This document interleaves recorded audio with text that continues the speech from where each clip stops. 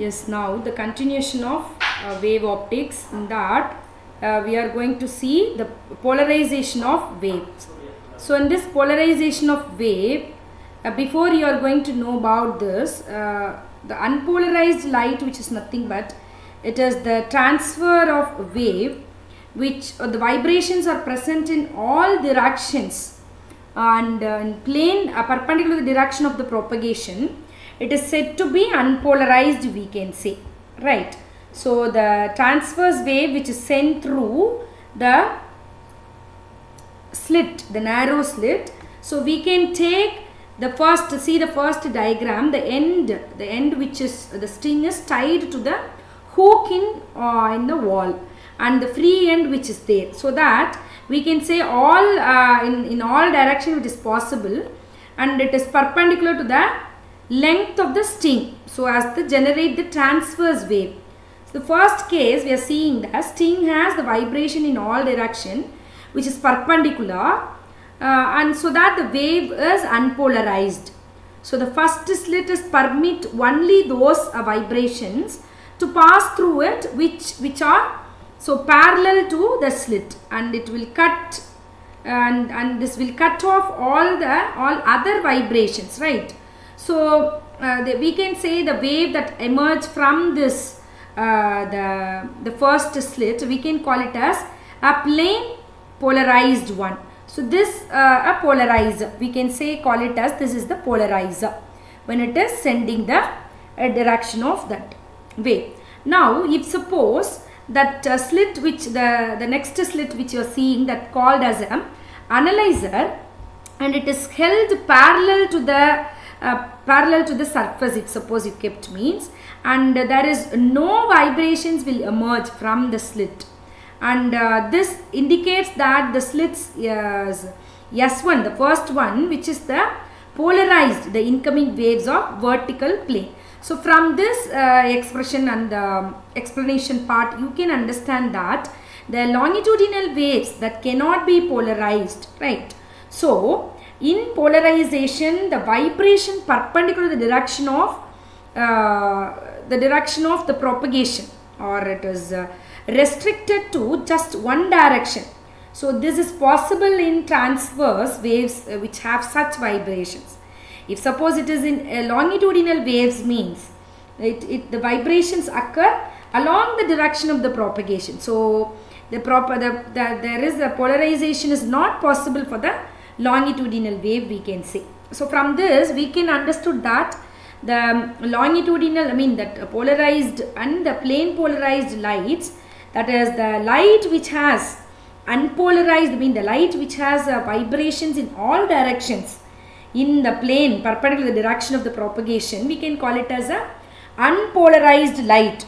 So the light we can say is from the light source of sun, sodium lamp, or we can say the candle. So these and all we can say the natural light, and all we can say that the unpolarized light, which you are seeing that the pictorial representation of the unpolarized light, which is natural light, and these arrowed position which shows the parallel to the plane, and this dot which is the perpendicular plane of the paper. So why we are given that within that 2 in that pictorial for our convenient, actually in natural light the millions of transverse vibrations occur in all direction, and also perpendicular direction of the propagation wave.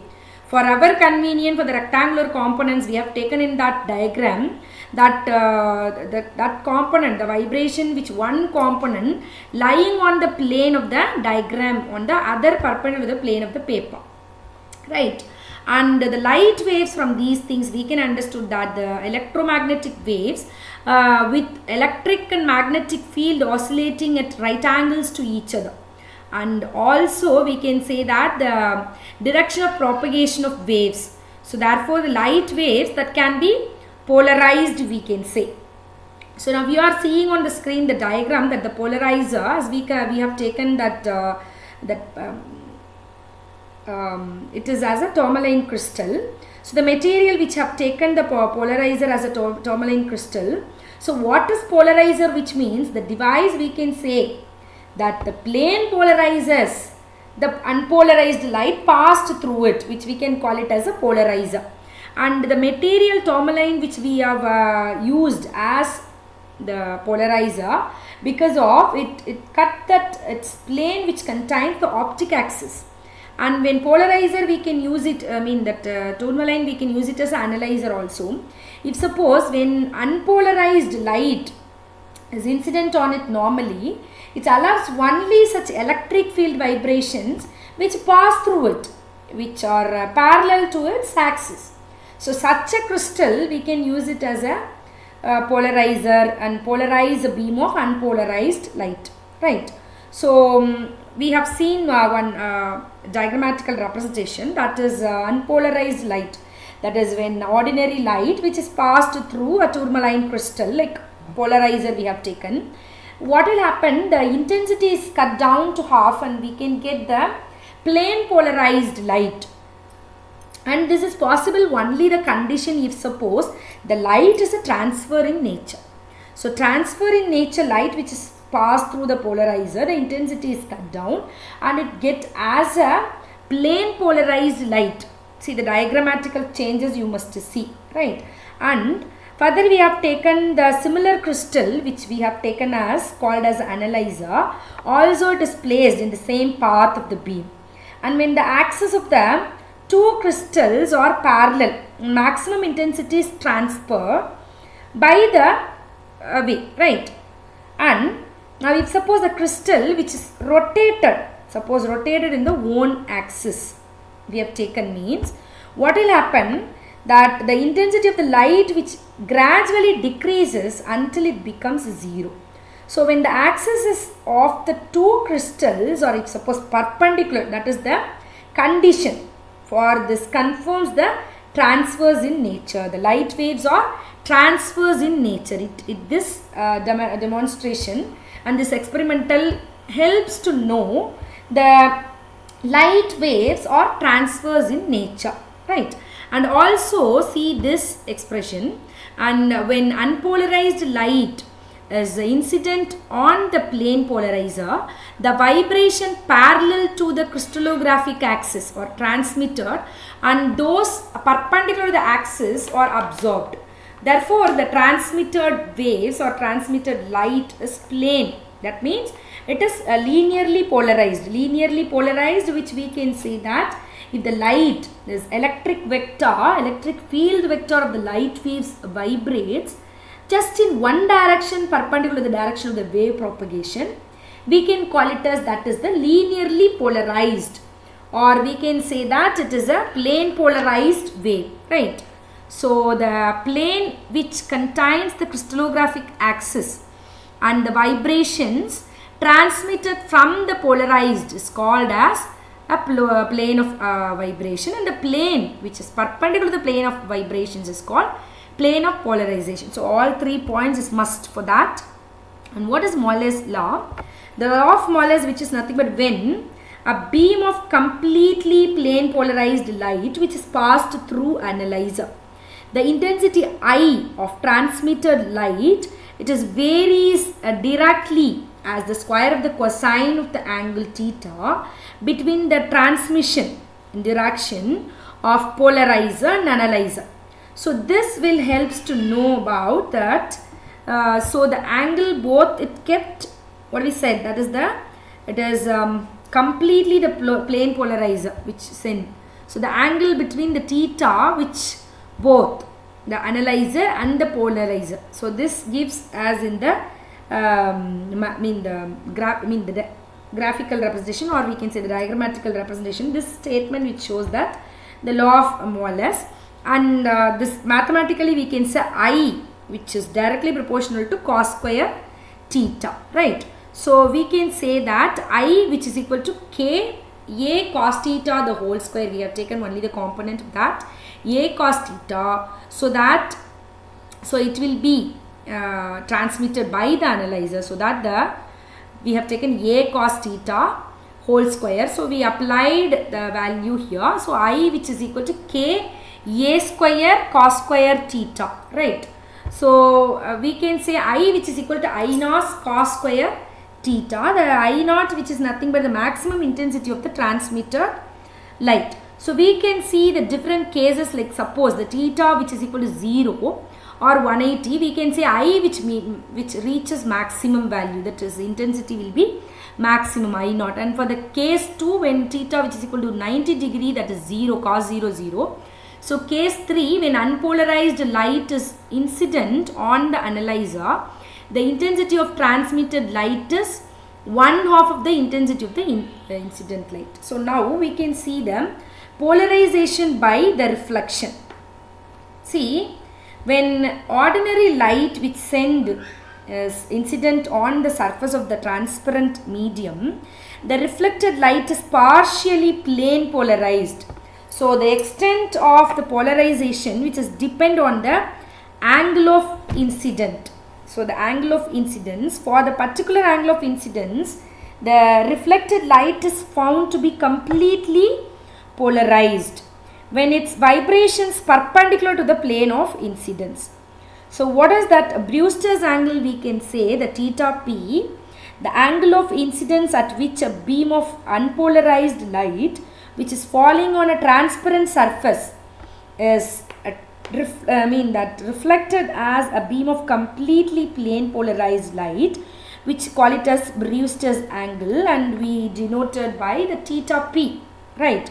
So at the polarizing angle, the reflected and the transmitted rays are perpendicular to each other, 90 degree, which you are seeing on the screen. Suppose the theta p is the polarizing angle of incidence, or we have taken as the polarizing angle of refraction. By applying that Snell's law, we can get that the theta p plus r which is equal to 90 degree, or r which is equal to 90 degree minus theta p. That is from Snell's law, mu which is equal to sin I p by, sin theta p by sin r, or we can say sin r we have taken as a 90 degree minus theta p, so that sin 90 minus theta is cos theta, so that sin by cos which is equal to tan theta p. So from this expression we can say that the tangent of the polarizing angle of incident of transparent medium is equal to its refractive index. Is it right? Yes.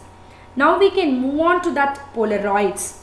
See, the Polaroids which are the thin commercial sheets, which we can make it as a H Polaroids, K Polaroids, like a different Polaroid materials. See, what are Polaroids? So these are all which makes to use of the property of selective absorption to produce an intense beam of plane polarized light. See, actually the Polaroid consists of a long chain molecules which are aligned in the particular direction. The electric vector which is along the direction of the aligned molecules which get absorbed. So that only when an unpolarized light wave is incident on such a Polaroid, the light wave gets linearly polarized with its electric vector, which is oscillating along the direction perpendicular to the aligned molecules. So this direction which is known as a path axis of the Polaroids, we can say. So different types which we are seeing here on the screen, that is the sheet of that we have taken. The H Polaroid means how it is preparing. The polyvinyl the alcohol, the long chain polymer molecules that are subjecting to a large strain. So the molecules are oriented parallel to the strain on the material. It becomes doubly refracted.